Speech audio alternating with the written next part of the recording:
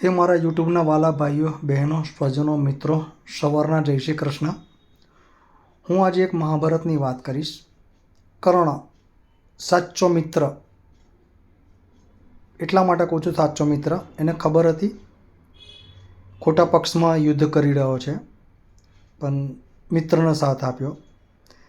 જ્યારે કર્ણ યુદ્ધ કરતાં કરતાં મૃત્યુ પામ્યો તે વખતે એને યમરાજ લેવા આવ્યા. યમરાજ જ્યારે લેવા આવે ત્યારે ઇન્દ્ર અને સૂર્ય ભગવાને યમરાજને એવું કીધું કે કર્ણને તમે ડાયરેક્ટ સ્વર્ગમાં લઈ જજો સીધા જ.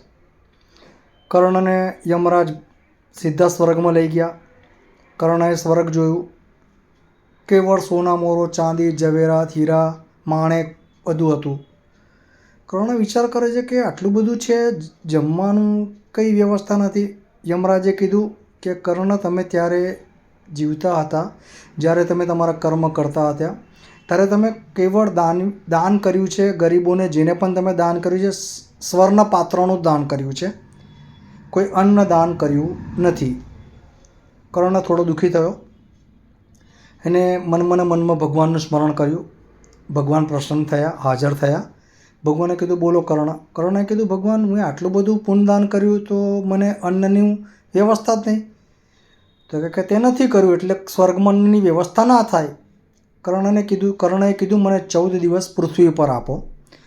કર્ણ પાછો સ્વદેહ પૃથ્વી પર ગયો. 14 દિવસ કેવળ અન્નદાન કર્યું, પુણ્યદાન કર્યું અન્નનું. પછી પાછો એ સ્વર્ગમાં ગયો અને એને અન્નનું ત્યાં વ્યવસ્થા મળી. ત્યારથી 14 દિવસ સુધી જ્યારે માણસ મરી જાય છે, 12મું 13મું એની વિધિ થતી હોય છે, જેથી કરીને આપણા પિતૃઓને સ્વર્ગમાં અન્નનું દાન મળે. એટલા માટે આ તમારી જોડે ટચુકડી વાત મેં જાહેર કરી. શ્રાદ્ધ પક્ષ આવી રહ્યા છે એટલે પ્લીઝ મારા વિડીયોને લાઇક કરજો, શેર કરજો, સબસ્ક્રાઈબ કરજો, બેલ આઇકન દબાવજો. જય શ્રી કૃષ્ણ.